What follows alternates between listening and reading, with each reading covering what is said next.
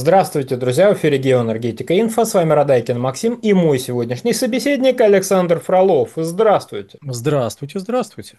Платежи за газ среднестатистической немецкой семьи выросли за 4 года на 4800 евро. Портал Verivox посчитал, а газета «Инагент Билд» опубликовала, во сколько все-таки обошлось семье эти антироссийские инициативы. Оказалось, что за последние почти 4 года классическая семья из 4 человек заплатила за коммуналку примерно 6000 евро больше, чем ранее. Из них 4815 евро за газ, а оставшиеся какие-то жалкие 1150 евро за электричество. И это с учетом всех дотаций, льгот и всего прочего. Александр, пожалуйста, прокомментируйте, а это вообще какая-то значительная сумма для роста коммуналки или им-то с их-то зарплатами это все нипочем?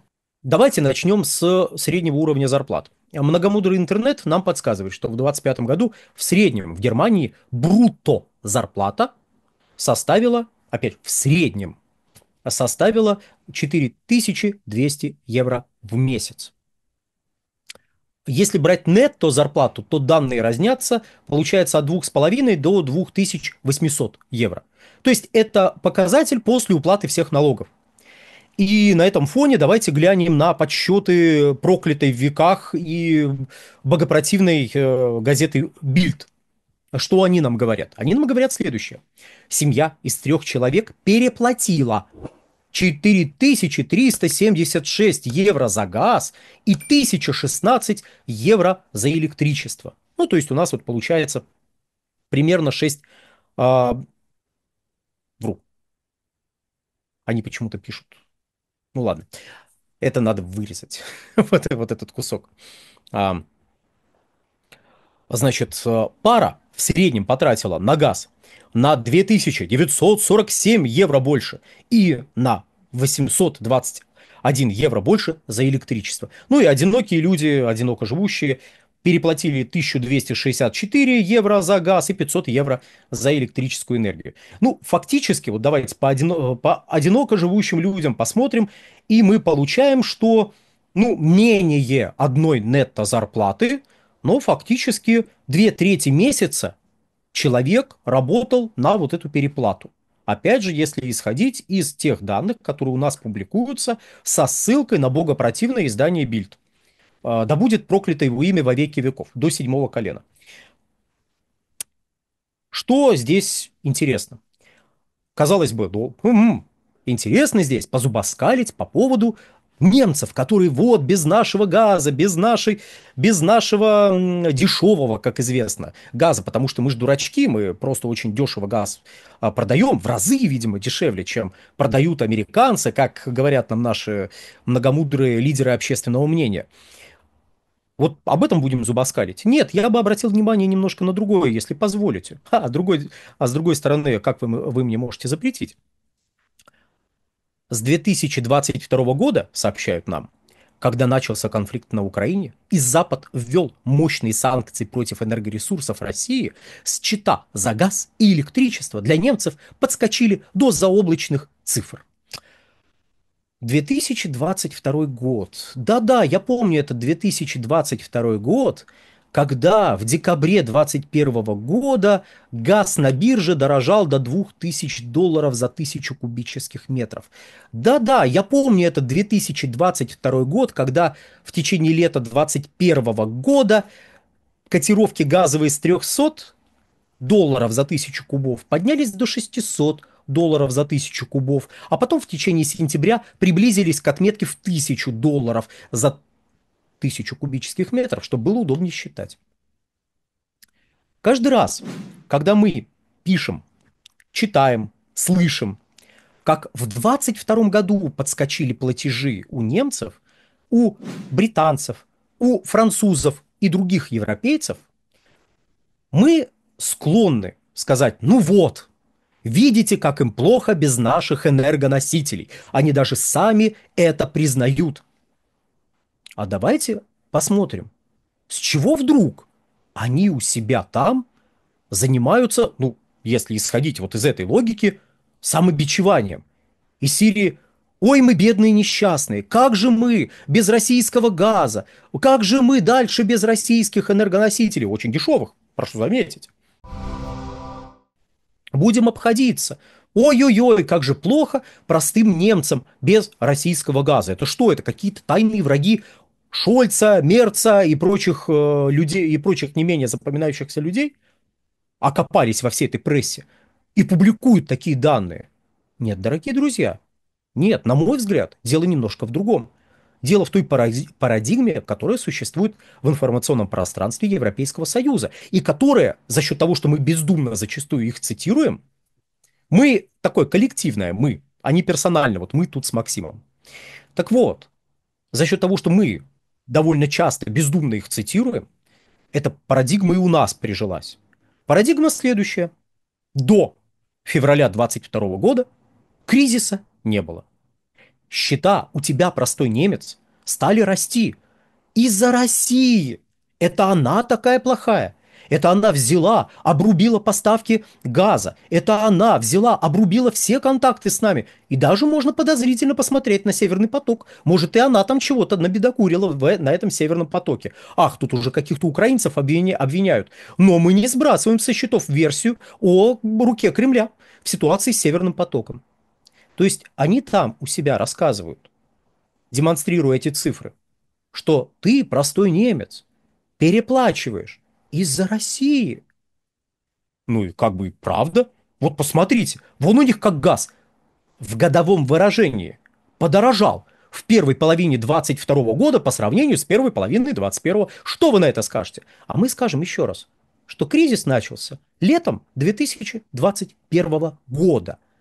И ответом на этот кризис стало откровенное блеяние, извините за низкий слог, со стороны европейского руководства. Как со стороны Урсулы фон дер Ляйен, которая крепко окопалась в этом кабинетике, который располагается где-то в Брюсселе, так и со стороны национальных правительств. Притом первыми стали шевелиться испанцы летом 2021 года, стали снижать налоги, которые платятся с каждого киловатта, потому что киловатт-часы в первую очередь резко подорожали. Потом стали шевелиться все прочие. Кто-то говорил, ну, само рассосется, кто-то начинал вводить различного рода льготы, различного рода регулирующие механизмы, компенсационные механизмы, в том числе в Германии. В 2021 году начинали это делать. Не очень быстро и крайне неэффективно, как показала практика. И вот, по сути, любой рассказ о том, что в 2022 году, после, как у нас говорят, того, как они обрубили к себе поставки наших энергоносителей, и как они говорят, после того, как Россия обрубила поставки энергоносителей, вот тогда-то европейцы и стали переплачивать. Так нет, они стали переплачивать во второй половине 2021 года на фоне разгоравшегося энергетического кризиса, ценового энергетического кризиса. И под давлением высоких цен, которые тогда сформировались, стали падать поставки из России. Поставки стали падать не потому, что мы вентиль прикрутили, а потому что заказы стали снижаться. А что это они снижаться-то стали? А того, что за первые 2 месяца 2022 года потребление газа в промышленном сегменте, который не зависит от погодного фактора практически, в отличие от электрогенерации и от населения. Это еще две категории потребителей газа крупных. Так вот, в промышленном сегменте потребление газа в годовом выражении за первые 2 месяца 2022 года сократилось на 20%. То есть, если какой-нибудь, условно, БАСФ заказывает меньше газа у местного поставщика, то будет ли этот местный поставщик максимизировать закупки у «Газпрома»? Нет. И что мы видим? За первые 1,5 месяца, я прям не беру показатель первых 2 месяцев, хотя он точно такой же будет. Так вот, за первые 1,5 месяца поставки из России в Европу сократились, ну, где-то на треть. А что это они? А то, что заказывать стали меньше. Ну, плюс зима была теплее, да, это тоже сбрасывать со счетов не надо. Январь-февраль 2021 года был холоднее, чем январь-февраль 2022 года. Это тоже оказало свое влияние. Но поэтому я обращаю внимание на промышленный сегмент, который очищен от этого температурного фактора. Чего? Он-то меньше газа стал заказывать. Да по той же причине, по какой испанские производители цемента еще осенью 2021 года говорили, ребята, если еще несколько месяцев продлится такой ценовой режим, Мы просто прекращаем работу. Мы не можем производить цемент при таких ценах и конкурировать с другими поставщиками. И да, им пришлось приостанавливать работу, потому что проблема не рассосалась сама собой в марте 22 года. Она усугублялась, но она бы все равно не рассосалась, она бы никуда не исчезла, даже если бы не было 24 февраля 22 года. Если бы, точнее, это был ординарный, ничем не примечательный день. Эта проблема просто накапливалась за счет грамотных, в огромных, жирных кавычках, реформ, которые проводились в Европейском Союзе с 2009 года как минимум. И вот это все привело к ценовому кризису, который разгорелся летом 2021 года, продолжался осенью 2021 года, в декабре 2021 года привел к котировкам на уровне $2000 за 1000 кубов, но кризис начался только после февраля 2022 года, говорят нам европейцы. И кивают простым немцам на Россию, которая сократила поставки. Посмотри, простой немец, это не мы дурацкие реформы проводили, рассказывая о том, как ты будешь платить меньше. А они обещали в 2009 году, что посмотрите, за счет тех реформ, которые мы сейчас проведем, ты, простой немец, будешь платить в 2 раза меньше, а пришлось платить в 3 раза больше. К марту 2021 года, когда еще даже кризиса не было, в Германии население платило за киловатт-час больше, чем любое другое население в любой другой стране мира. Даже если мы зарплатный фактор возьмем, ну вот, пожалуйста, я назвал эти зарплаты в начале, там разница была настолько вопиющей, скажем, с платежами в России, что никакой разницы в зарплатах это не перекрыть. Это к вопросу о том, что да, надо ли учитывать зарплатный фактор? Безусловно, надо. Доходы разные. Проблема лишь в том, что если у вас вот здесь какой-то энергоноситель дороже, чем у соседей, но при этом высокие зарплаты, то, скорее всего, другие энергоносители у вас тоже дороже, чем у соседей. Бывают исключения, кстати, вот в странах Средней Азии. Скажем, электричество дешевое, газ дорогой. Ну, относительно электричества. Так бывает. Но в общем и целом, если у вас высокие зарплаты, значит, у всех высокие зарплаты. И значит, за энергоносители вы платите, ну, мягко скажем, немало. Кстати, в Соединенных Штатах, так, тут вот тоже приплету, если позволите, тоже за энергоносители платят, мягко скажем, немало. А учитывая, что они их потребляют в ряде параметров в разы больше, скажем, чем в России. Ну вот давайте тогда теперь поговорим о зарплатах, но тогда нужно поговорить и об объемах потребляемых энергоносителей. Потому что одно дело, сколько вы их можете купить на одну зарплату, вот на душу населения при средней зарплате, а другое дело, сколько вам надо и сколько вы в реальности потребляете. Потому что если вам в реальности нужно в разы по тем или иным причинам больше, чем соседям покупать, то даже ну, со своими высокими зарплатами вы в какой-то момент будете чесать затылки и думать, мне вот сейчас платежку за газ оплатить и электрическую энергию. Кстати, всех агитируют, ребята, переходите на электрическую энергию для отопления помещений. Ага, электрическая энергия, дешевая, очевидно. Так вот, вот это мне оплатить, или за лекарства заплатить, или за продукты заплатить. И я не утрирую. Понятно, что эта проблема не в среднем по Германии, но она существует. Это называется энергетической бедностью. Это я понимаю, хорошо там, где нас нет. Это не отменяет проблем, которые у нас есть. Но, когда мы смотрим на них там и говорим, они переплатили столько-то, это сама по себе формулировка неправильная. Она заставляет позубоскалить, она заставляет позлорадствовать. Так не надо делать. И она отводит нас от понимания того, что это в принципе безумная какая-то постановка вопроса. Россия обрубила им поставки, или они отказались от наших поставок, и после этого выросли цены.